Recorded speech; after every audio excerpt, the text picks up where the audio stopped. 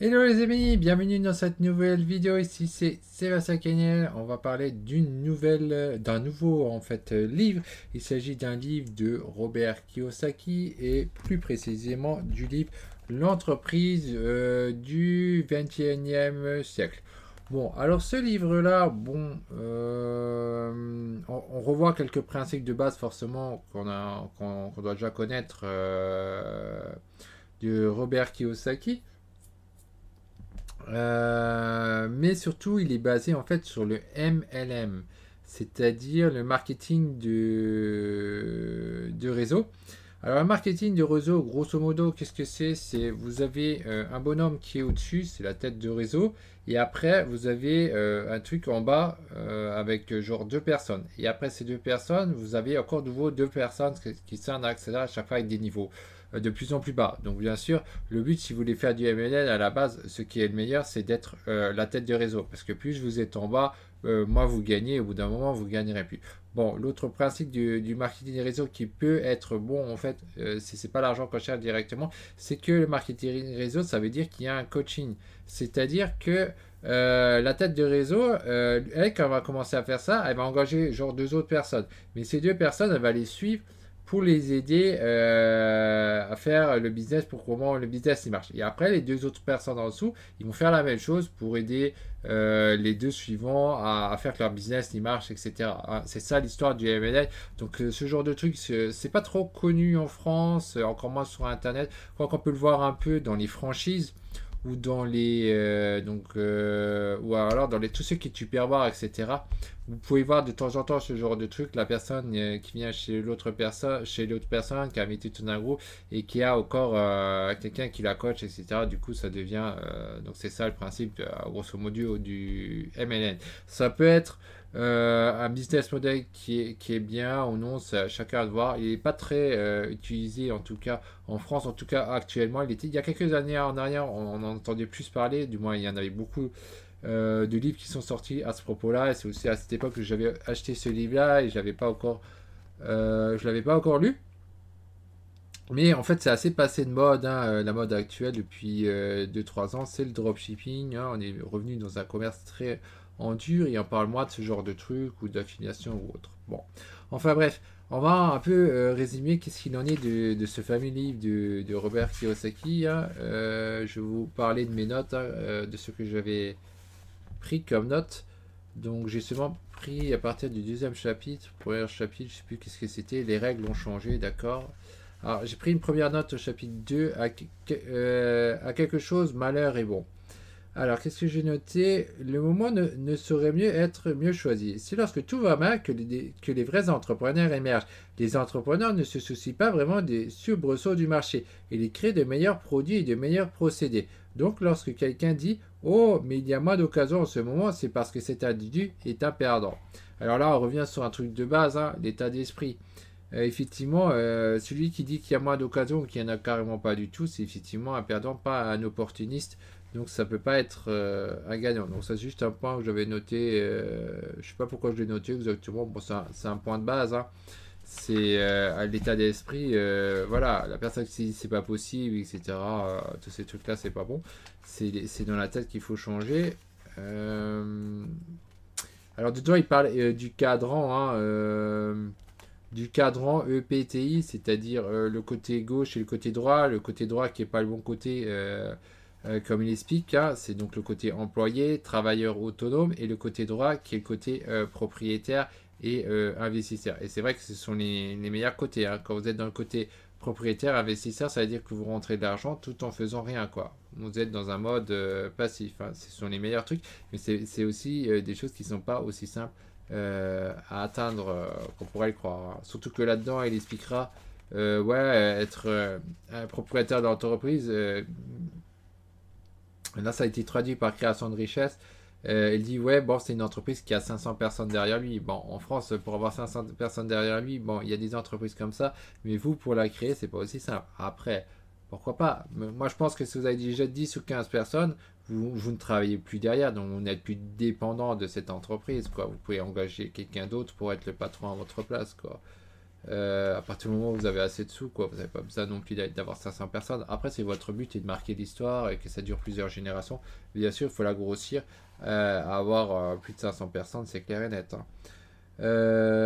Donc j'ai pris un point de note, les valeurs du cadran P. Donc je cherche les meilleurs éléments pour les intégrer à mon équipe. Pour les gens qui évoluent dans les cadrans P, la valeur fondamentale est la création de la richesse. Les gens qui partent de zéro et qui évoluent dans les cadrans P en dirigeant de grandes entreprises sont souvent des gens dotés d'une grande mission dans la vie, qui apprécient les compétences d'autrui et le travail d'équipe efficace, et qui veulent servir et travailler avec le plus de gens possible. Alors, il faut bien savoir qu'à la base, selon sa vision de Robert Kiyosaki et des autres, et c'est tout à fait juste, c'est qu'on ne cherche pas à être le meilleur. Quand on essaie de créer une entreprise dans le cadre P, on engage les meilleurs et on ne cherche pas à être le meilleur. C'est dans le cadre T, travailleur autonome, qu'on cherche à être, qu'on est le meilleur et qu'on cherche à être le meilleur. Mais dans le cadre P, c'est pas le cas. Le but, c'est pas d'être le meilleur, c'est juste d'être le propriétaire et de laisser les meilleurs travailler pour soi. C'est ce que font tous les gros dirigeants, hein, déjà à l'époque. Hein. Le plus gros exemple, c'est surtout Henry Ford, hein, c'est assez connu. Hein. Dans le livre Réfléchissez et devenez riche, c'était assez clair. Henry Ford, il se servait des autres, des gens plus intelligents que lui, pour faire marcher ses entreprises. Il ne savait pas, voilà, c'était un leader, point. Et c'est ça qu'il faut devenir si vous voulez vraiment avoir une très grande richesse, marquer l'histoire ou autre, c'est ça. Et si vous êtes travailleur autonome, bah, vous ne pourrez jamais devenir cela. Alors, point suivant que j'avais noté, et si vous avez des employés, votre tâche consiste à les faire travailler et à vous faire gagner au moins 10 fois plus d'argent que vous ne leur versez en salaire. Sinon, vous devrez vous retirer des affaires. Et si vous n'êtes plus dans les affaires, vous n'aurez plus besoin de mobiliser des capitaux. Donc là, il est clair, il dit une règle selon lui, si quand vous engagez un salarié, c'est que vous gagnez 10 fois plus que lui. Donc en gros, si vous donnez 2000 euros à un salarié, vous devez gagner 20 000 euros. Ça peut paraître infaisable, mais techniquement, quand vous avez réussi l'entrepreneuriat, vous gagnez en fait l'argent en plus. Et plus vous avez de salariés comme ça, et plus vous gagnez, donc vous gagnez des sommes qui paraissent à la base impossibles pour des gens qui sont normaux, salariés. Mais c'est ça, vous n'avez pas de plafond quand vous êtes entrepreneur, vous n'avez pas de plafond. Donc vous pouvez gagner autant que vous voulez. Une fois que vous avez trouvé des bonnes méthodes, vous les multipliez à gogo et vous allez gagner de plus en plus jusqu'au moment où votre esprit vous dit bon là ça suffit, je gagne assez, j'ai pas envie de gagner plus quoi. Bon, le prochain point que j'avais noté, voici ce qui à mon avis définit l'entrepreneur. C'est vous qui faites bouger les choses. Vous quittez le siège où vous étiez passager. Vous vous dirigez à l'avant de l'autocar et vous vous installez derrière le volant de votre vie. Donc c'est assez clair. L'entrepreneur, il ne dépend pas des autres. La plupart des gens, ils attendent sur l'État, ils cherchent à dépendre. Non, c'est à vous d'être le dirigeant, pas attendre sur votre patron, sur l'État ou qui que ce soit. C'est ça en fait un entrepreneur, c'est celui-là qui réalise ses rêves, c'est lui qui fait bouger les choses. Il n'attend pas sur quelqu'un d'autre. Parce que de toute manière, vos rêves, personne ne va les réaliser à votre place. Hein. C'est à vous d'agir, hein, de bouger. Donc, au début, il ne parle pas d'MLM. Au début, il parlera par la suite en interviewant quelqu'un qui fait du MLM parce que selon lui, les MLM, c'est une bonne chose. Au début, il était contre et après, il était pour. Ensuite, j'ai noté une note. Et même avec l'immobilier, vous devez comprendre ce qui distingue le cash flow et le gain en capital. La majorité des gens ne font pas la distinction lorsqu'ils investissent. Ils visent un gain en capital. Ils disent ma maison a pris de la valeur, ma voiture a pris de la valeur. Ils parlent alors de gain en capital et non pas de cash flow. Donc effectivement, là, on a la différence entre la plus-value, donc le gain en capital comme il dit, et le cash flow. Le cash flow, c'est quand vous avez vendu un produit et que vous avez fait le gain en capital, c'est quand vous avez un produit qui a pris de la valeur que vous le revendez. Donc ça peut être plein de choses, ça peut effectivement être l'immobilier. Les voitures, il y a peu de chances quand même, à moins que c'est une collection. Mais bon, d'autres domaines comme les actions, ça peut monter ou descendre. Si elles ont monté, vous avez une plus-value. Ça peut être dans tout ce qui est collection, le vin, les cartes de collection, ça peut être des jeux vidéo rétro, etc. Tout ce qui augmente, là c'est du plus-value mais pas du cash flow. Et ce qui explique quand il y a du cash flow, c'est genre quand vous avez un bien immobilier que vous louez, vous rentrez des sous tous les mois. Ça c'est du cash flow. Quand vous avez une action, vous tirez des dividendes, ça va être du cash flow. quand vous avez une entreprise qui vous génère des sous tous les mois, ça c'est du cash flow. C'est ça qu'il explique comme cash flow. Et c'est vrai que c'est ça qu'on cherche avant tout, qu'il faut chercher à avoir. Par contre, il faut aussi avoir une bonne gestion, bien investir pour après gagner plus. Mais ce qui vous permettra vraiment de vivre ou d'avoir votre liberté financière, c'est le cash flow, pas la plus-value.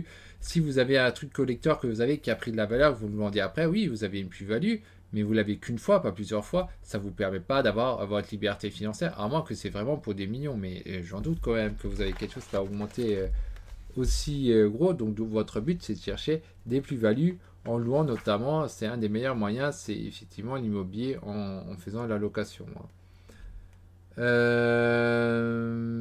Point suivant. Mais pour l'instant, voici les messages que je veux faire passer. On ne choisit pas de se lancer dans le marketing relationnel pour gagner davantage d'argent. On le fait pour bâtir un actif. Donc là, il revient sur le fait on ne travaille pas pour de l'argent, mais on travaille pour pouvoir... donc pour bâtir un actif, c'est-à-dire...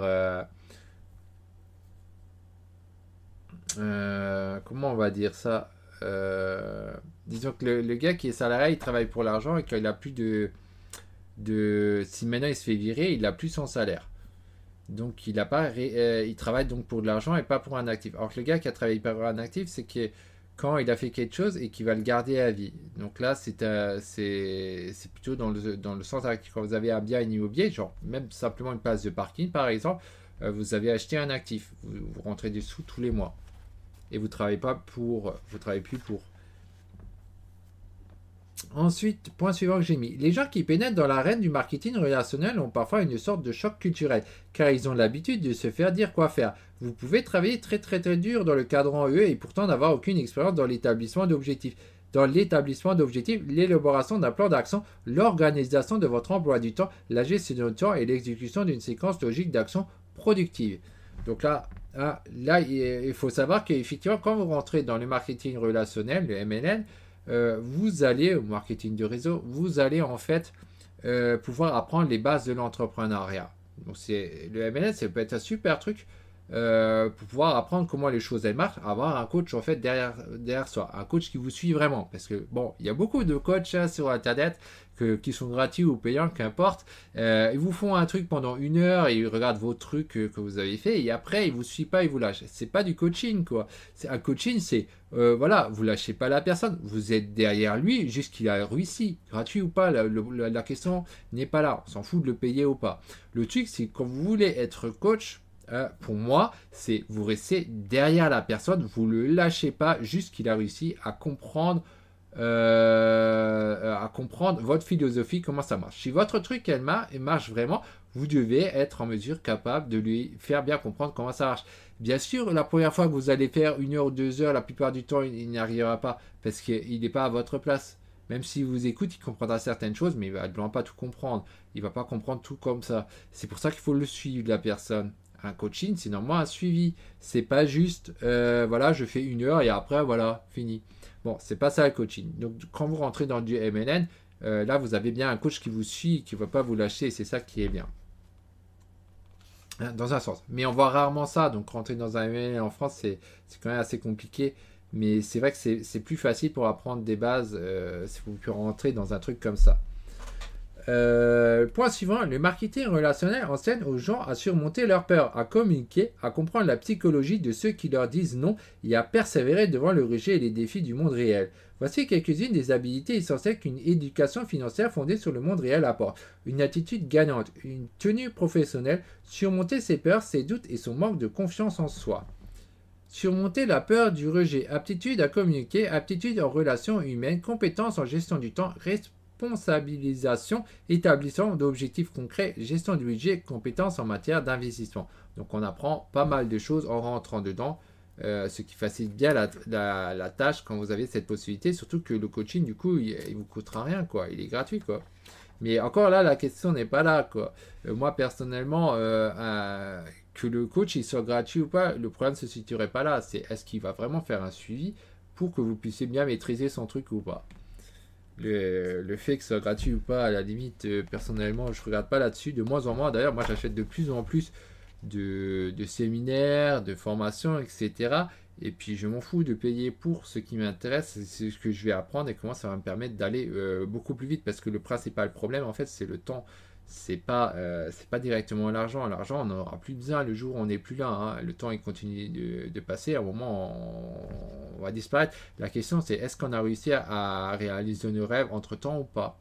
Donc, il faut gagner du temps et non perdre du temps à cause d'une histoire d'argent, quoi. Euh, Ensuite, point suivant que j'ai noté, il y avait comme titre le gagnant en vous et le perdant en vous. Chacun de nous a un gagnant et un perdant en lui.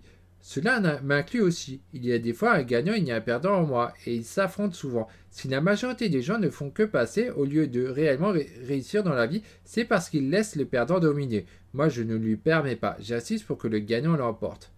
Donc là, il montre bien la bataille interne qu'il y a de pas se... C'est pour ça que je l'avais noté.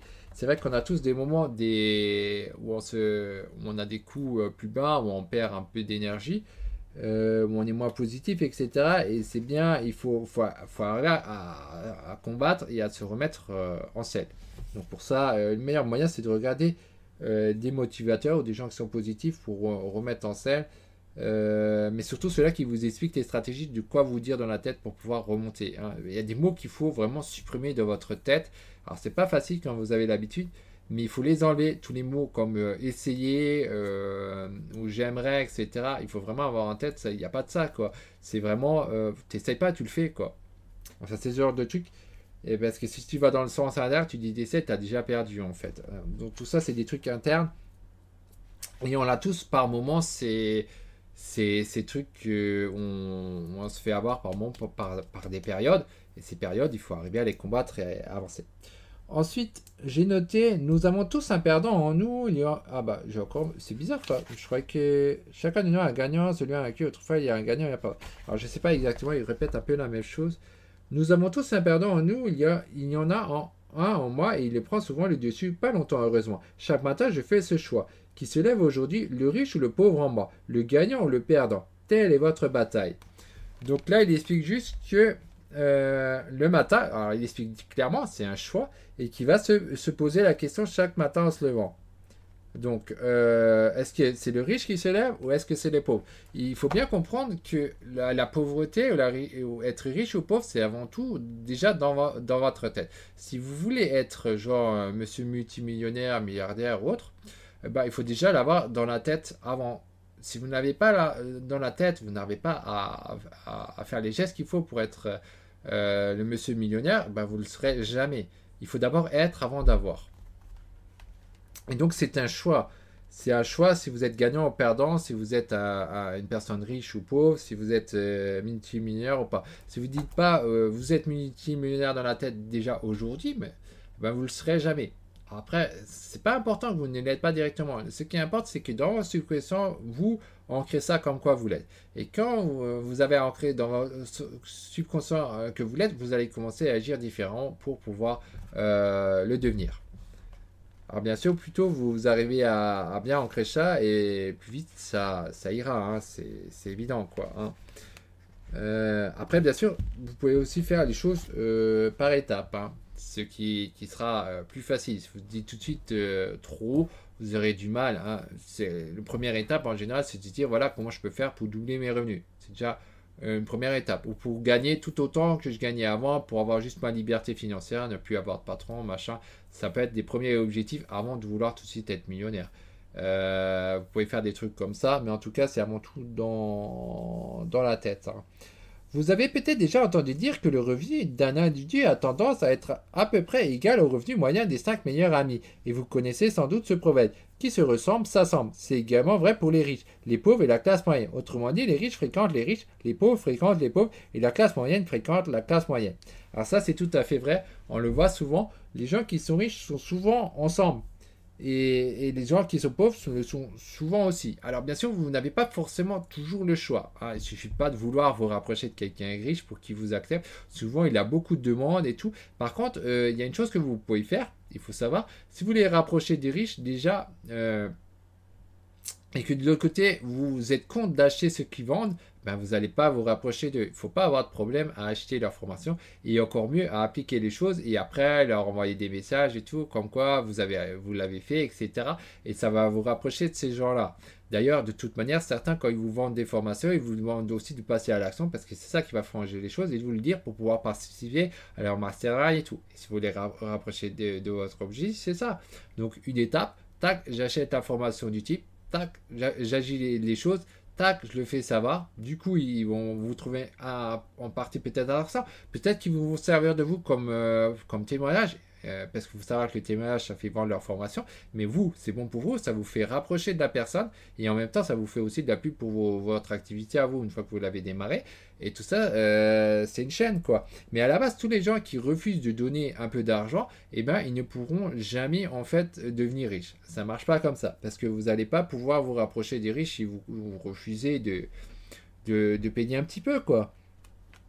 Et surtout dans certains domaines, c'est rien. Surtout si c'est pour faire du cash flow. Dans l'immobilier, bah, je sais pas, mais l'immobilier, ça coûte quand même cher. À moins que vous achetiez une place de parking, mais si c'est juste un petit immeuble, même dans des coins paumés, ça coûte quand même, hein, un petit immeuble dans des provinces où vous donnez quand même 100 000 euros et quelques. Donc c'est quoi les 1000 euros, les 2000 euros de la formation? C'est foutrement rien.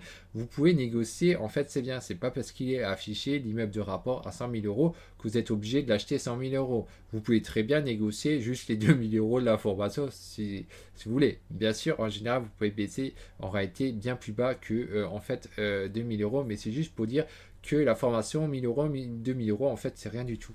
Dans le cadre en tout cas de l'immobilier, même dans l'entrepreneuriat, bon, bien sûr, il faut arriver à le faire. Mais si vous avez réussi à le faire, vous n'allez plus gagner 2000 euros par mois. Hein. Là, vous pouvez exploser, quoi. Parce que ce que vous avez réussi, la recette, quand vous l'avez compris, vous pouvez la multiplier autant que vous voulez. Vous arrivez aux sommes que vous allez vouloir. Une fois que vous avez bien compris comment faire, vous pouvez multiplier ça.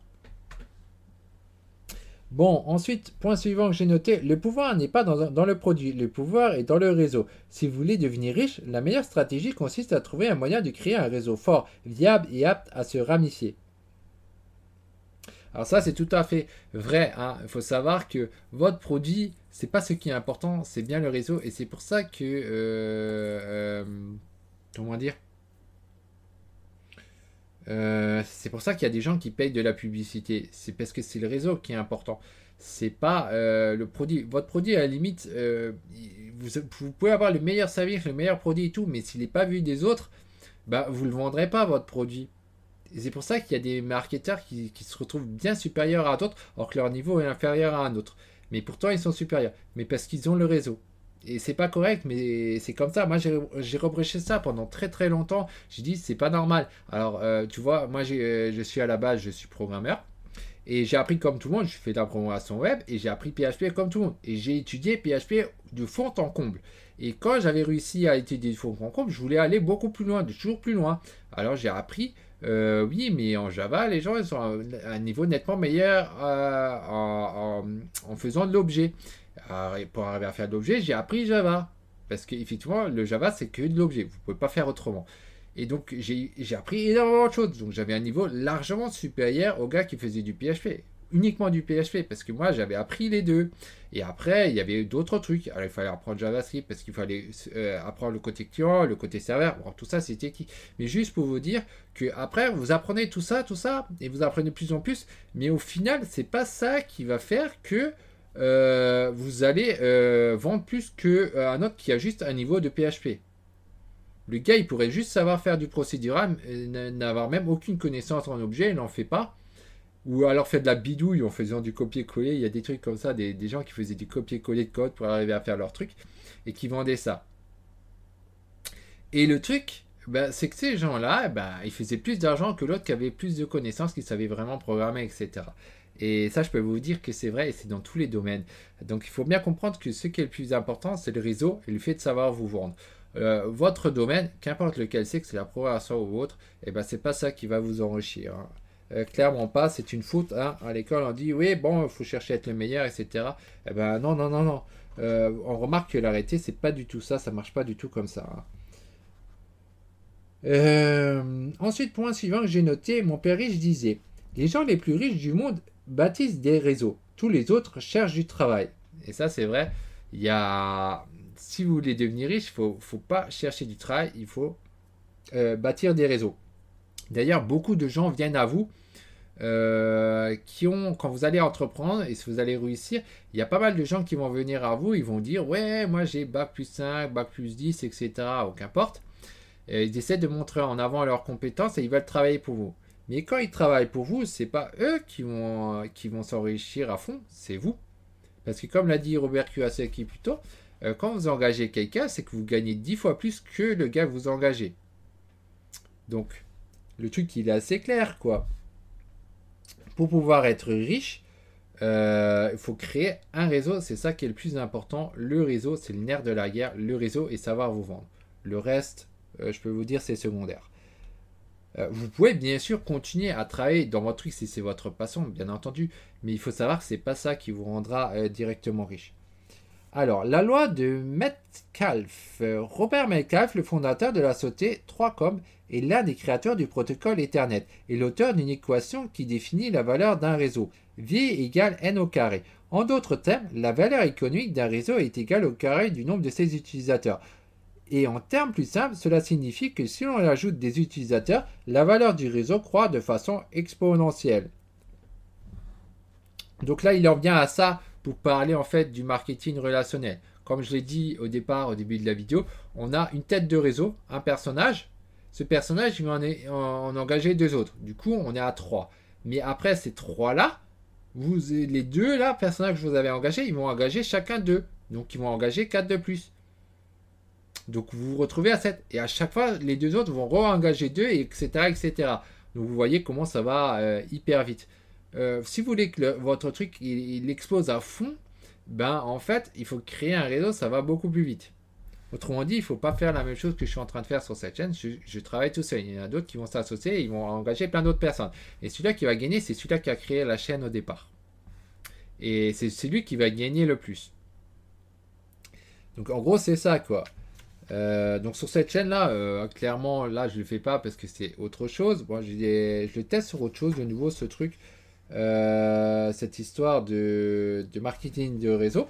Donc là d'ailleurs il y a un schéma, je sais pas si j'arrive à le montrer. Ah c'est prêt. Voilà.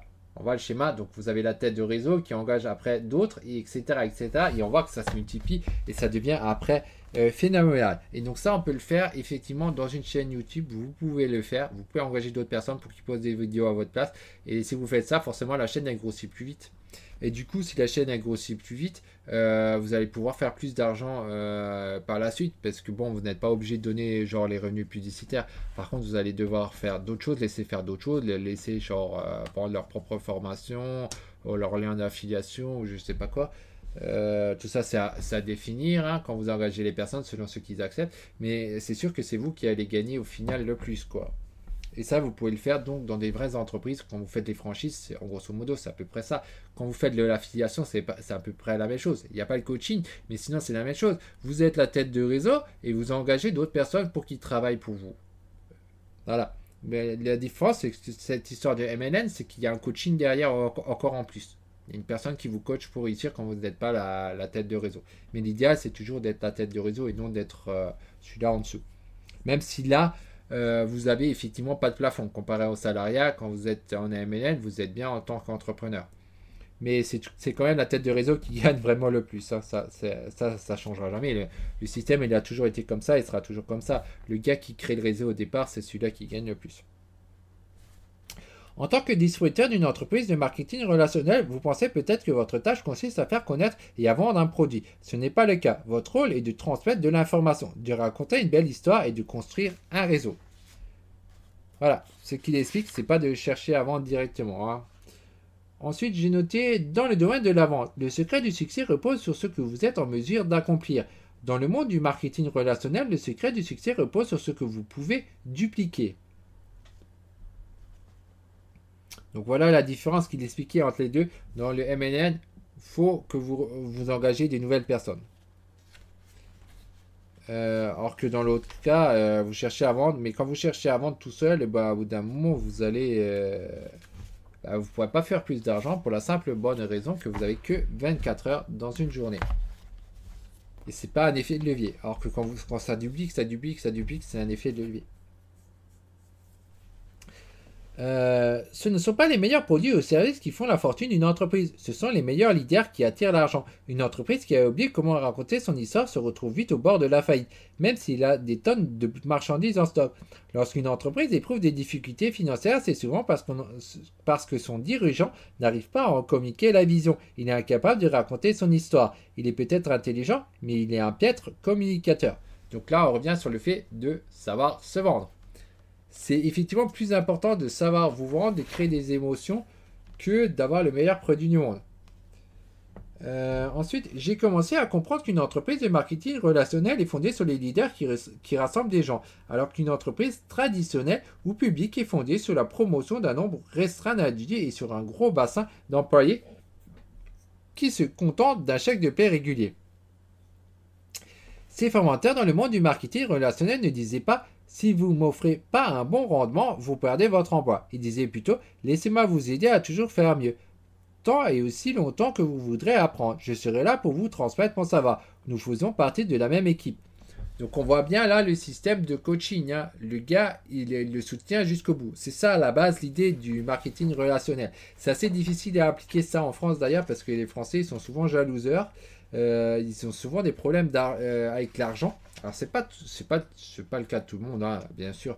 On le voit hein, quand vous avez des séminaires, etc. Il y a énormément de monde qui sont comme vous, qui cherchent à gagner de l'argent. Mais quand même, globalement, à la base, la France, l'argent, c'est assez tabou par rapport à un pays voisin, un peu plus au nord, qui n'a pas ce comportement et qui s'en sort bien mieux que nous. Et c'est normal, vu qu'ils n'ont pas ce problème-là, alors que chez nous, on a ce problème de fonctionner comme le pauvre, le paysan.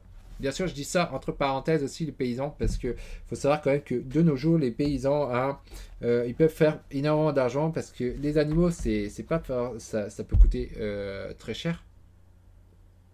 Et c'est aussi un accès très difficile en fait de nos jours, hein, les animaux. À part si c'est des animaux domestiques, quand vous rentrez dans un business avec des animaux non domestiques, je peux vous dire que c'est une sacrée barrière en France. Et c'est assez intéressant selon les cas parce qu'il y a des animaux qui valent très cher. Ouais, le paysan, bon, il peut gagner aussi énormément. Alors peut-être moins avec son potager et trucs, mais à partir des animaux, ouais, tu peux gagner pas mal, quoi. Hein. Et même à partir d'animaux domestiques, hein, quand on voit des chiens de race ou des chats de race, quand vous voyez combien ça coûte. Ça fait quand même une certaine somme. Alors si vous avez un mâle pour plusieurs femelles, ça fait tout de suite pas mal d'argent quand vous avez 4-5 jeunes et qu'en plus il y a deux portées par an. Et ben ça va tout de suite chiffrer. Si vous calculez, ça fait tout de suite une somme. Vous pouvez vous dire que bon, votre salaire, vous pouvez faire facilement le sauter. Par contre là, bien sûr, ça vous coûte votre temps. Donc vous êtes dans un cadran T et pas dans un cadran P. Et pour faire un cadre en P, genre créer un zoo et tout, c'est encore beaucoup plus compliqué. C'est très compliqué. Mais les gars qui font, ben, ils ont gagné pas mal. Hein. Point suivant. La richesse n'est pas la même chose que l'argent. La richesse ne se mesure pas de l'importance des revenus. La richesse se mesure en temps. Si je ne possède pas en tout et pour tout que 1 000 $ à la banque, compte chèque et épargne réunis, et que mes frais de subsistance s'élèvent à 100 $ par jour, alors ma richesse est égale à 10 jours. La richesse se mesure en nombre de jours demandant lesquels votre argent nous permet de survivre. Demandez-vous, si je cesse de travailler aujourd'hui, combien de temps survivrai financièrement? Votre richesse est égale à votre réponse au moment où vous vous posez cette question. Donc ça, c'est une question que j'ai trouvée vachement intéressante. Alors bien sûr, vous avez moyen de bidouiller et de vous dire que vous quittez le pays X ou Y, dont la France. Parce qu'il faut savoir, la France, c'est cher. Si vous allez dans un autre pays, vous pouvez calculer un temps largement plus haut, malgré que vous avez des revenus nettement plus bas. Certains, ils veulent avoir toujours hyper riches, mais d'un côté, selon ce que vous voulez faire, vous pouvez aussi aller à l'étranger, ça vous coûtera moins cher. Et avoir votre liberté financière beaucoup plus facilement. Mais en tout cas, c'est effectivement, comme il le disait, la richesse, ça veut dire par rapport à votre revenu. Alors, point suivant, j'ai mis. Kim et moi, nous avons suivi un plan tout simple, en 4 étapes. Pour nous retirer jeunes et riches, il nous a fallu 9 ans, de 1985 à 1994, en partant de rien, pour accéder à la liberté financière sans jamais posséder une seule action, ni investir dans les fonds communs de placement. Voici comment faire. Alors, il faut savoir que Robert Kiyosaki, il est contre l'investissement dans les actions. Bon, les fonds communs de placement, ça se comprend mieux. Bon, les actions, moi, j'aime bien. Mais après, il faut aimer ça, mais ça coûte du temps les actions, c'est ce qui cause problème. À moins que vous faites des trucs aux dividendes. Mais si vous faites des systèmes de dividendes, il vous faut au moins 300 000 euros pour avoir à peu près 2 000 euros par mois. Alors je vous dis, c'est sympa la stratégie, mais il faut vraiment avoir énormément un paquet d'argent, au moins un demi-million si vous voulez avoir assez d'argent pour pouvoir vivre dans une province en France, bien sûr. À Paris, ça suffirait. Ça suffirait toujours pas. Il faudrait, voilà, faudrait 1 million quoi pour avoir assez de dividendes en bourse pour pouvoir vivre correctement, on va dire entre parenthèses. Ça dépend bien sûr de ce que vous faites. Hein. Si vous êtes lié par exemple à un jeu de collection, c'est clair que ça peut causer problème. En tout cas, à un moment, si vous n'avez pas encore acheté tout ce que vous souhaitez, bon, d'un autre côté, vous souhaitez toujours d'autres choses. Bon, après, on va dire aussi, les trucs, ça reste aussi de l'amusement, hein, parce qu'on va dire, ce qui fait le plus plaisir quand même, au final, c'est quand même quand on aide les autres, plutôt que tout ce qui est bien physique. Après, la plupart des gens, quand ils n'ont pas encore réussi, ils comprennent pas ça, et ils sont toujours fixés sur, ouais, je veux tel et tel objet, mais au final, c'est pas ça. Une fois qu'on a réussi, on remarquera que c'est pas ça le plus important. Donc, ces 4 étapes que Robert Kiyosaki il a dit créer une entreprise. Réinvestissez dans votre entreprise, investissez dans l'immobilier, laissez vos actifs vous acheter des produits de luxe. Donc voilà. Donc créer une entreprise, première étape, réinvestissez dans l'entreprise, c'est-à-dire vous reprenez vos fonds gagnés d'entreprise, vous les remettez dedans, vous achetez tout ce que vous avez besoin pour aller plus vite, des machines, des ressources humaines, etc. Donc je ne vais pas faire un résumé, pas relire tout ce qui a été dit. Investir dans l'immobilier, bien entendu, votre excédent, mais vous le mettez dans l'immobilier, c'est le meilleur moyen d'avoir du cash flow passif. Du moins, le cash flow qui est assez intéressant passivement, parce que comme dit, dividende, vous devez mettre énormément d'argent pour pouvoir commencer à y arriver. Bon, en immobilier aussi, mais l'immobilier, vous pouvez utiliser la banque, c'est qui n'est pas le cas en bourse. Vous ne pouvez pas emprunter pour 1 million d'euros en bourse si vous le refusez dans tous les cas, même en ayant 1 million déjà de base de patrimoine ou ce que vous voulez, ça ne passera pas. C'est pour ça que la bourse, c'est le problème de la bourse si vous voulez réussir en dividende.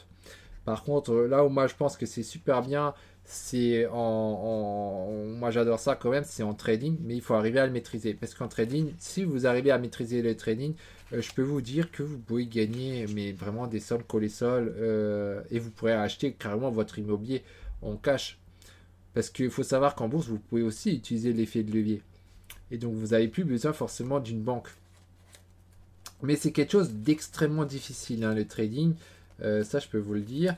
Mais c'est faisable. Hein. Moi, j'y arrive de mieux en mieux. J'ai pendant longtemps resté dans un stade au point mort. Et là, j'ai l'impression que je commence à arriver. Je pense que je suis tout proche de trouver une méthode aujourd'hui qui marche comme je voulais. Et j'ai eu beaucoup de mal. Je suis encore en train de la peaufiner, de chercher les meilleurs trucs. Et surtout de combattre le problème psychologique qui est vraiment le principal problème. Aussi en bourse d'ailleurs, dans la plupart des domaines, c'est psychologique avant tout. Hein. Bon, mais le truc en bourse, c'est que vous devez tout le temps être concentré. Ça coûte pas trop de temps en fait, hein, le trading en bourse. Si vous faites à la minute, hein, moi je passe 2 heures grand max. En général, je passe même pas 2 heures. C'est une fois que je suis rentré, je regarde même plus.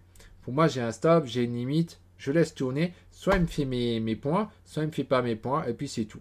Donc en fait, je passe. Des fois, je peux passer. Après, je vais rentrer. J'attends que l'ouverture de marché se passe, je vais regarder, bon, qu'est-ce qui se passe avec l'ouverture du marché, donc l'ouverture du marché aux US, parce qu'aux US, vous pouvez gagner bien plus. Et après, quand je vois le sens, que j'ai compris la tendance, si la tendance elle reste pareille ou pas, alors je vais dire, je vais rentrer dans un sens ou pas à un moment où j'ai l'opportunité, et après je laisse tourner. Hein. Soit ça va, le stop il me sort, soit la limite me sort, et puis c'est tout. Donc je passe pas trop de temps, et j'estime que c'est la meilleure méthode en ce moment que je fais, que je teste, et je pense que j'ai presque réussi. Hein. En ce moment, j'ai gagné pas mal de points, j'en ai pas perdu. Le côté, c'est que j'essaie de faire, en ce moment, j'en suis à l'état, je prends la moitié au stop, c'est-à-dire, par exemple, si je misais 100 points. Alors, ma limite sera donc à 100 points, mais par contre, mon stop sera à 50 points.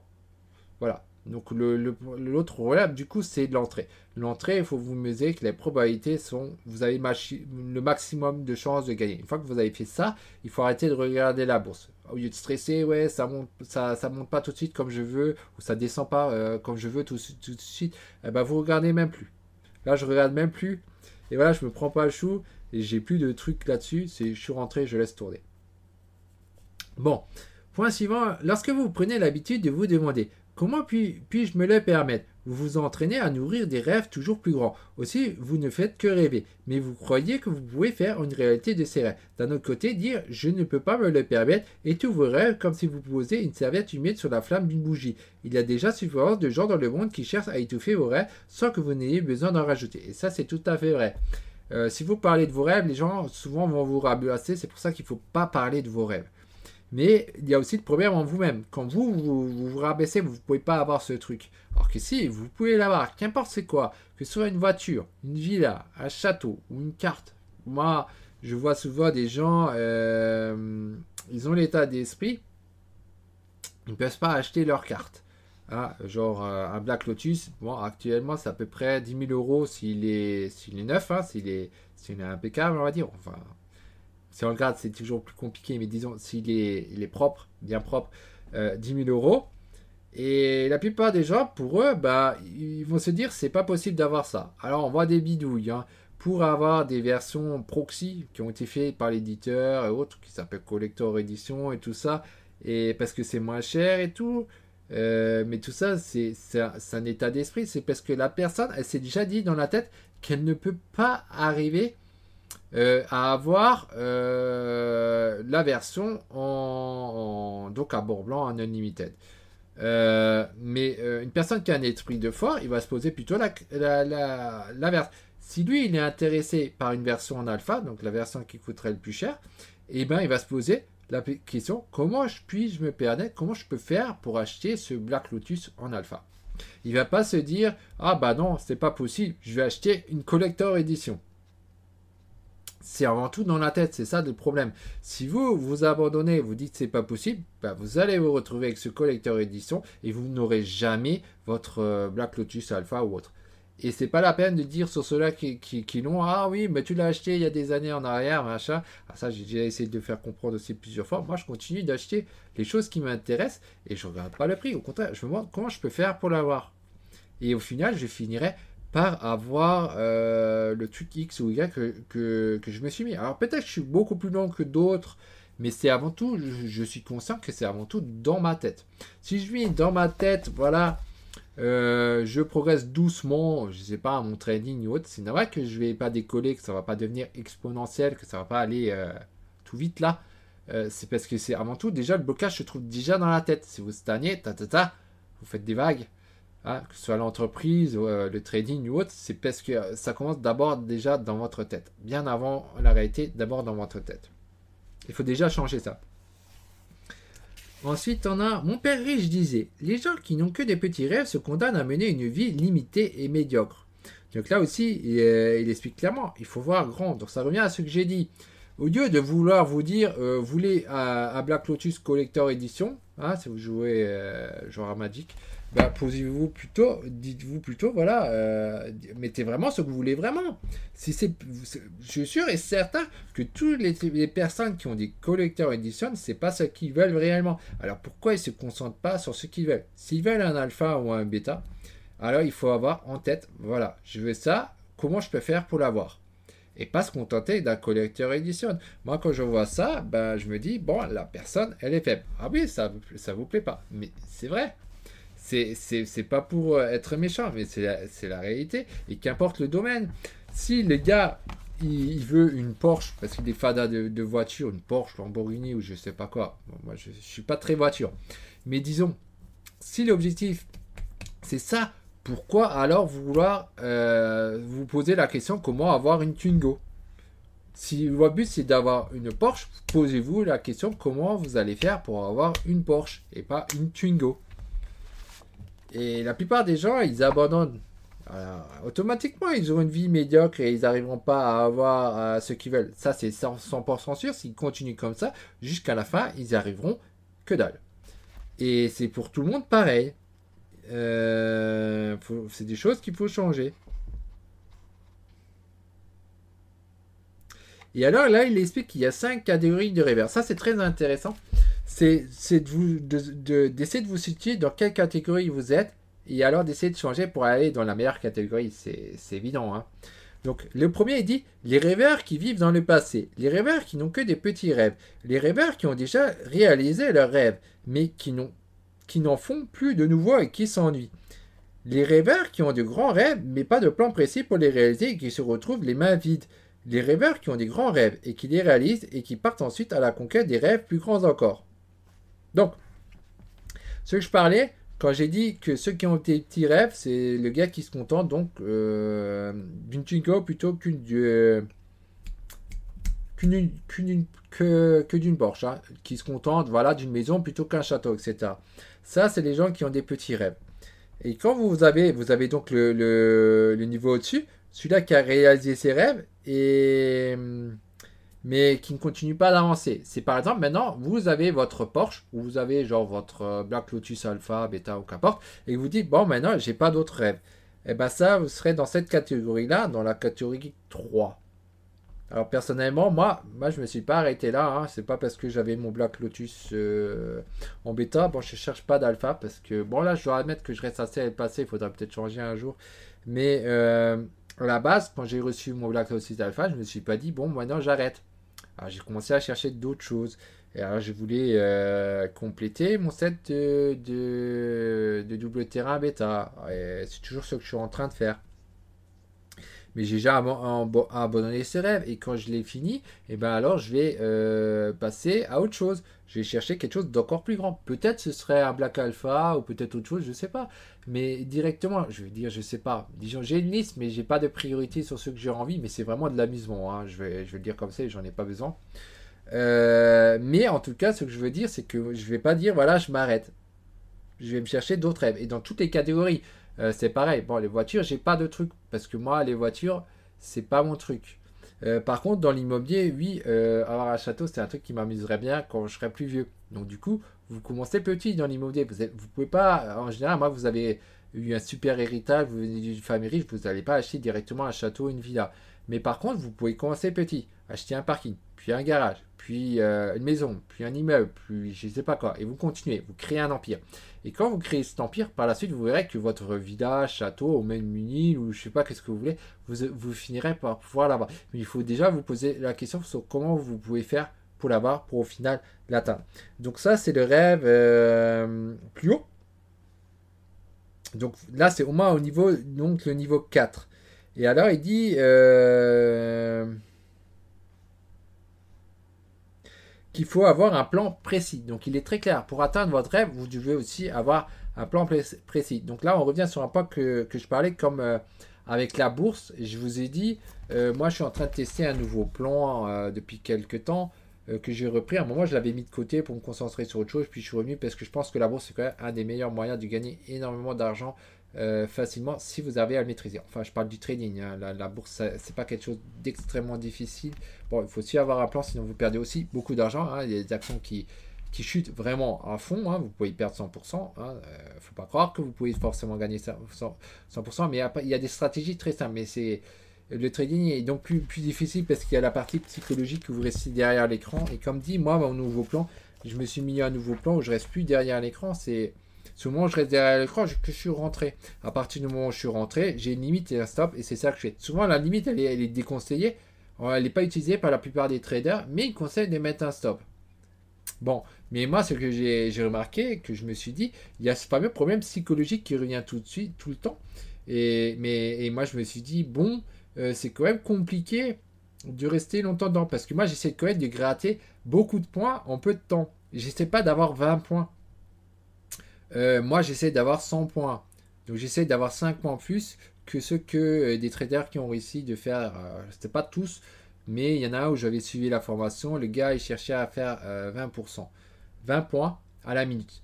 Et sur le DAX, c'est-à-dire l'indice allemand. Moi, déjà, j'ai préféré l'indice US. Il est beaucoup plus fort, l'indice US. Il y a beaucoup plus d'argent à faire. Et j'ai remarqué que la volatilité, elle est tellement truc que des fois ça monte, ça descend, mais vous arrivez facile à avoir 100 points. C'est pour ça que je vise des 100 points. Je vois pas pourquoi viser 20 points sur un DAX. Or, je passe le même temps.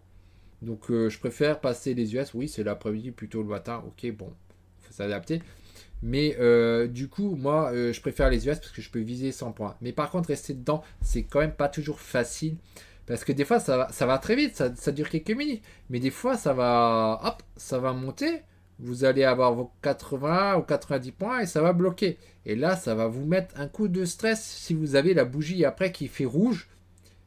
Et après, bougie ouais, rouge ou blanche, selon les programmes. Moi, j'ai bleu et rouge classiquement sur FXCM.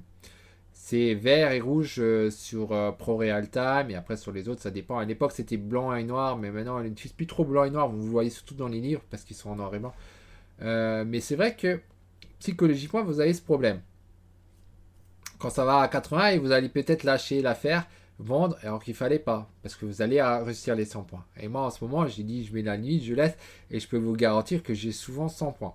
Mais ça m'est aussi arrivé d'avoir l'inverse. Déjà, la partie psychologique, c'était de se dire au stop, bon, je mets combien en stop, combien en limite. Alors, si vous mettez 150 en stop, 100 en limite, votre plan il est mauvais, parce que vous avez plus de probabilité de perdre. Mais psychologiquement, c'est ce que vous allez faire au départ. Vous allez avoir du mal. Et c'est justement un des problèmes qui vous empêche de gagner en bourse, c'est que vous allez avoir du mal à vous dire qu'il faut faire l'inverse. Et moi, je suis actuellement vraiment vers cet inverse, c'est que je vais mettre 50 en stop et 100 genre en limite. Et c'est ça que je teste de plus en plus. Et plus que mon dernier problème, c'est plus de mieux améliorer mes entrées parce que des fois, je fais faux. Mais je pense que ça a souvent été dit par les traders, il n'y a pas moyen de faire 100%. Mais c'est pas facile d'arriver à avoir vraiment ça en tête. Vous avez des très gros problèmes quand vous avez perdu une fois. Vous avez perdu tant et temps. Le lendemain, ça vous tique encore. Vous êtes encore sur le passé. Et c'est ça c'est ce genre de choses qui me pose problème. Il y a des trucs comme ça. Et c'est pour ça que je suis toujours en train de stagner un peu. Parce qu'il y a des fois, c'est pas toujours tout simple. Mais je sais une chose, c'est que j'ai un plan et j'ai un journal. Et que je modifie les choses pour trouver la meilleure chose. Quand j'ai dit au départ, j'ai essayé 150-100, c'est ce que j'avais mis au tout départ. Et après, j'ai commencé à le redescendre parce que je savais que c'est faux. Il faut pas mettre à 150 pour une limite à 100. Vous avez plus de probabilité de perdre. Mais au départ, dans la tête, c'était difficile de réduire. Quand vous mettez, mais j'ai quand même réduit. Je suis passé de 80 à 100. Du coup, j'avais un stop 80 et une limite 100. Mais c'est quand même, le gain est quand même mini. Donc, le problème suivant, quand vous arrivez à faire ça, c'est de vous dire, oui, bon, ok, normalement, vous avez plus de probabilité de gagner, mais il faut aussi que ça va vite parce que vous donnez quand même votre temps. Vous ne voulez pas gagner autant que les dividendes que vous avez en bourse. Vous gagnez vraiment beaucoup, que vous puissiez après vivre. Et que vous puissiez genre le réinvestir par exemple en bourse pour avoir des dividendes parce qu'il faut au moins, selon votre train de vie, il vous faut au moins minimum 300 000 euros, c'est pour 2000 euros, je crois, à peu près. Hein. Ouais, c'est 300 000 euros, 2000 euros. Si je me souviens bien, il faudrait que je regarde mes papiers. Là, j'ai pas les papiers sous la main. Donc, il vous faut mettre de l'argent dessus si vous voulez avoir des dividendes, si vous voulez essayer de stratégie ou autre pour que ce soit passif pour l'immobilier, c'est pareil. Donc du coup, moi, j'ai commencé à descendre. Et du coup, j'ai mis 150, 50 en stop et 100 en limite. Ça veut dire qu'il suffit que je gagne une fois que j'ai couvert deux pertes à chaque fois. Si j'ai gagné une fois, j'ai couvert deux pertes. Et vu que la plupart du temps, en fait, je gagnerai quand même, parce que j'ai quand même l'habitude, j'ai fait pendant un an et demi, de 2018-2019, pendant une longue période. J'ai arrêté en 2020, je m'étais concentré sur autre chose. Et maintenant, je me suis remis cette fin d'année, bon, je suis en 2020, depuis septembre, et donc j'ai décidé de changer ma stratégie qui n'était pas assez bonne, qui était trop sur la défensive. Et comme dit, il faut couper ses ponts quand vous êtes en perte le plus rapidement possible. C'est pour ça aussi que je réduis ce fameux stop. Mais je sais aussi que l'histoire de mettre le stop juste en dessous de votre bougie quand vous rentrez, souvent ça sort. Parce qu'il y a souvent des retours. Et ça sort souvent. Et alors vous faites que rentrer, sortir. Non seulement ça bouffe votre temps, et au final, c'est pas génial. C'est pour ça que j'essaie de trouver le meilleur truc entre le gain à faire et le gain à perdre. Et je pense sur les US, du 150, ça a l'air, je teste en ce moment, ça a l'air d'être pas mal. Je pense que ça pourrait marcher.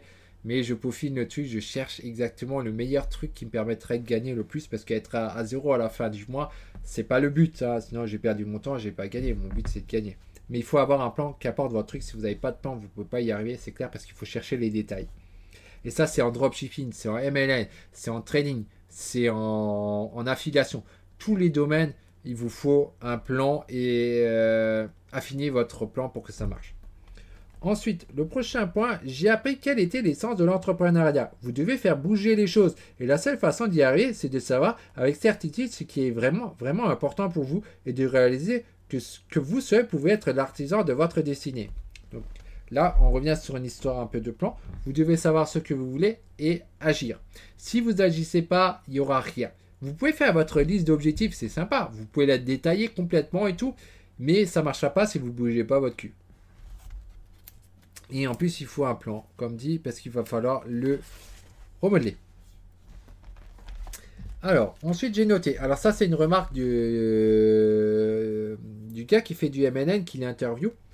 Et il s'appelle John. Il dit, techniquement, pour être qualifié de grande entreprise, une société doit regrouper 500 personnes ou plus.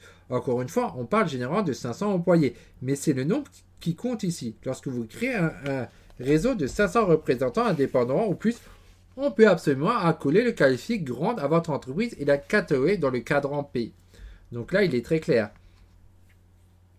Pour le John, et c'est ce que Robert Kiyosaki va confirmer, pour être dans le cadran P, selon eux, il faut avoir au moins 500 personnes derrière.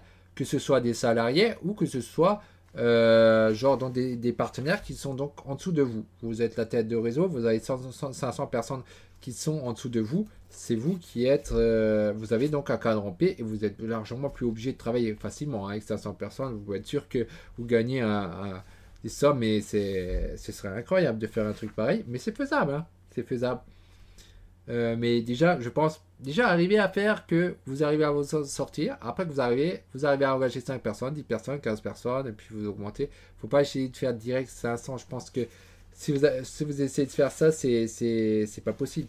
Si vous faites votre ML, le but c'est déjà d'en convaincre deux, d'arriver à faire 2 coachings de 2 personnes, et après eux, ils vont coacher d'autres, et vous arrivez au bout de 500 personnes, au bout du processus, mais vous ne les avez pas directement, c'est pas possible quoi.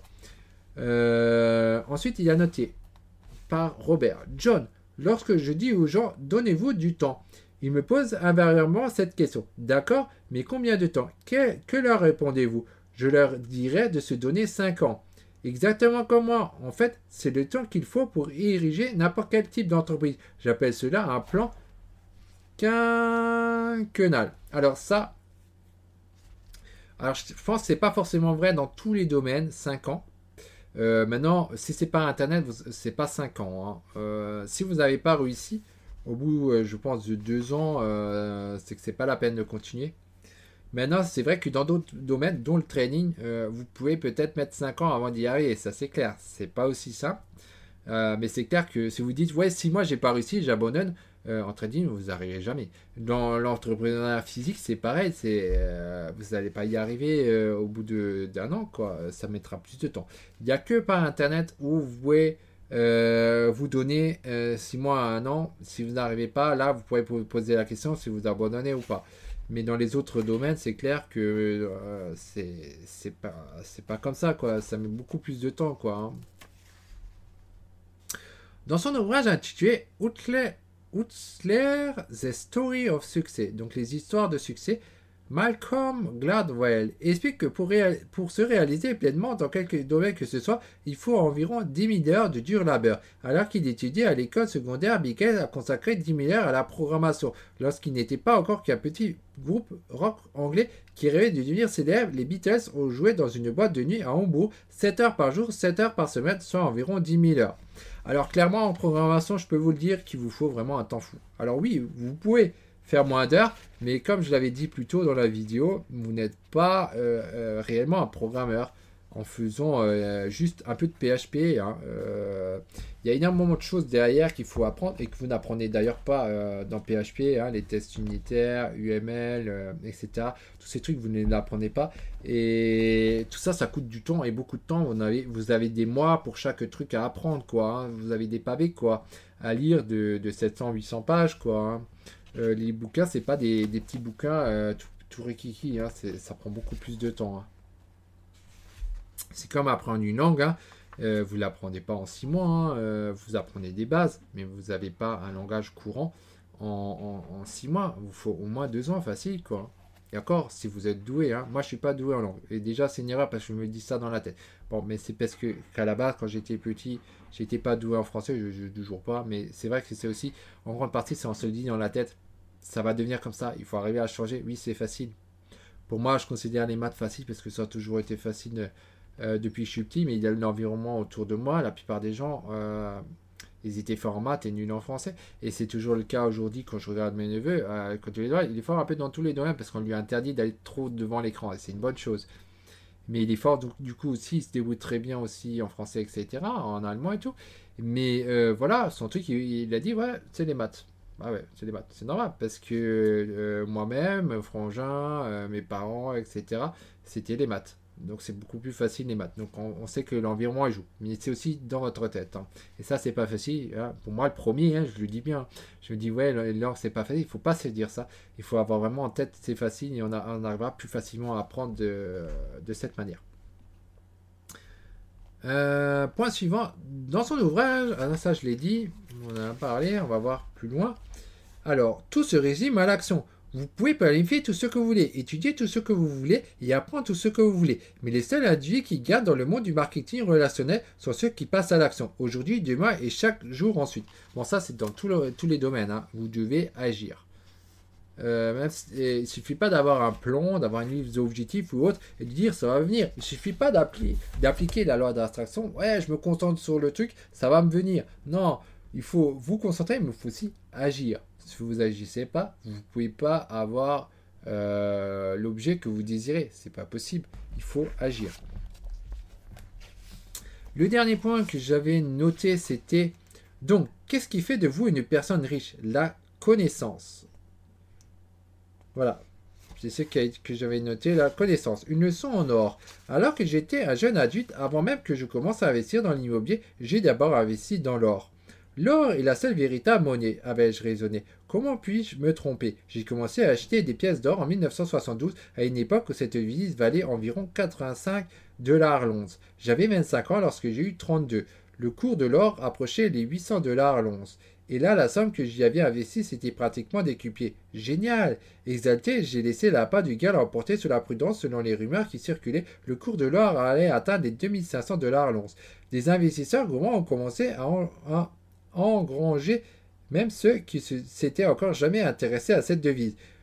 J'aurais pu vendre mes pièces d'or et réaliser un gros profit, mais je les ai conservées en espérant que la valeur grimpe encore. Environ un an plus tard, le cours de l'or a chuté sous les 500 dollars à l'once. J'ai finalement vendu ma dernière pièce. J'ai ensuite observé la valeur de l'or diminuer graduellement jusqu'à ce qu'en 1987, elle se stabilise à 275 dollars l'once. Donc, voilà. Ça, c'est bizarre, j'ai mis ce point-là. Donc, on comprend bien que tant qu'on n'a pas vendu, on n'a pas de sous, même pour l'or. C'est même pour les cartes. D'ailleurs, j'étais assez surpris. Je sais pas, c'est à ce moment-là où je vais vous diffuser la vidéo. Ce qui est J'avais fait une vidéo sur les cartes, sur ce qui s'est passé en enchère. Et même sur les cartes en ce moment, avec cette histoire de Covid, jusqu'à présent, j'avais l'impression que ça n'affecte pas trop. Et récemment, j'ai acheté une nouvelle carte pour compléter un playset et ça reste en même temps un investissement, etc.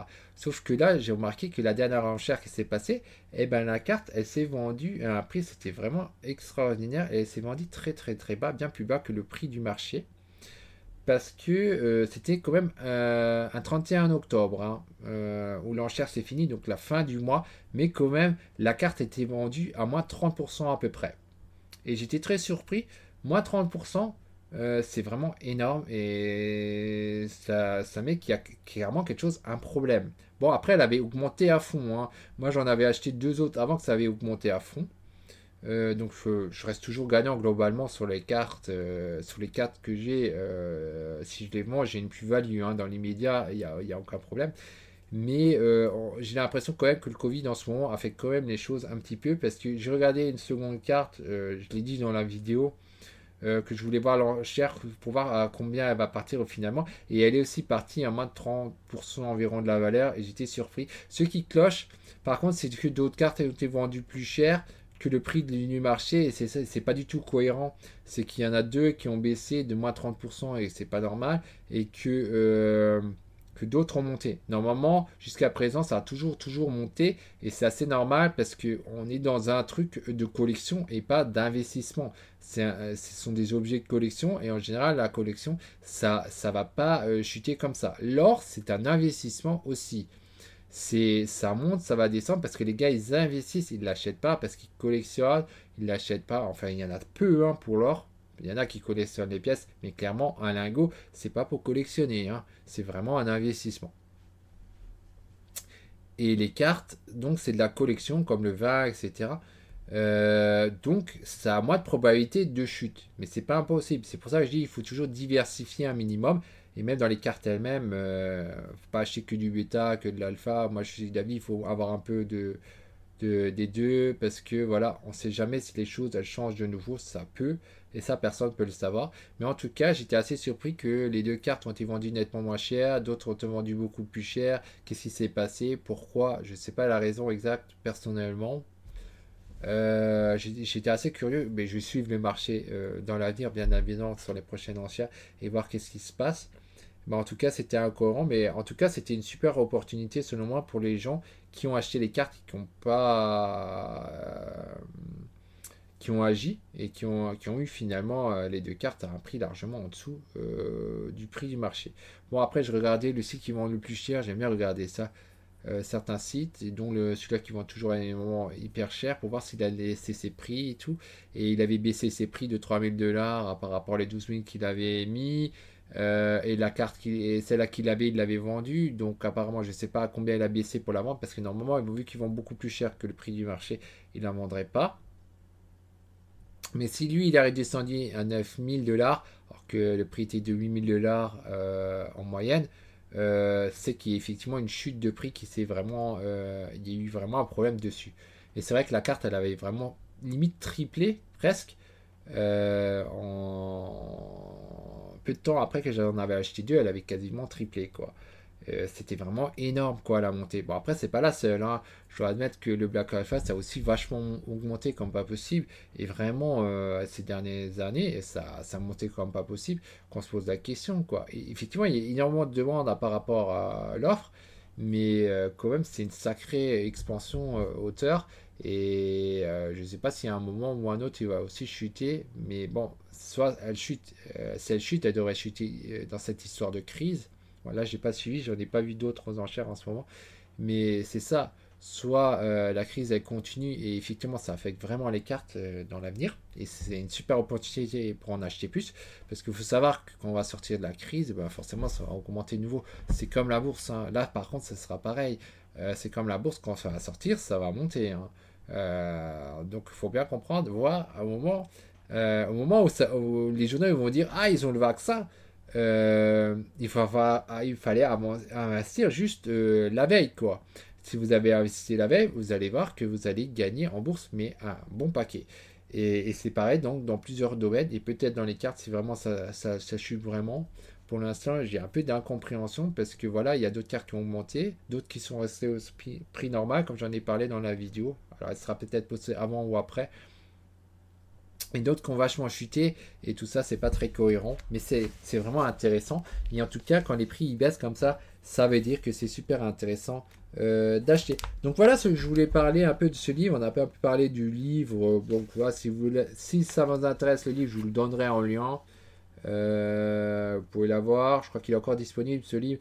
Bon après je conseille plutôt de livres, si vous n'avez jamais lu de livre de Robert Kiyosaki, je vous conseille d'abord de lire ces deux livres de base, Père riche, Père pauvre et le cadran du cachot. Et si vous vous intéressez au MLM, vous pouvez lire ce livre. Et ouais, si vous voulez MLM de base, autant prendre d'autres livres que celui-ci, parce que lui, il va quand même parler de ces trucs, de ces deux premiers livres. Donc il vaut mieux avoir lu ces deux premiers livres, Père riche, Père pauvre, le cadran du cachot, avant d'avoir lu celui-là. Donc voilà, n'hésitez pas à me dire si vous l'avez lu, qu'est-ce que vous pensez de ce livre, etc. En commentaire, n'hésitez pas à mettre un pouce bleu pour aider au référencement, ça va aider la chaîne, donc aider d'autres personnes, à partager aussi, tout ça, ça aiderait d'autres personnes que vous aussi, et ça permet de discuter entre nous, ce qui est vraiment intéressant, parce que c'est toujours intéressant de se retrouver donc avec des personnes qui ont le même état d'esprit, Surtout en France où on a beaucoup de gens qui sont contre l'entrepreneuriat, qui sont contre l'argent, etc. Donc c'est bien de pouvoir se regrouper. Allez, bye bye, c'était Sébastien Kedel.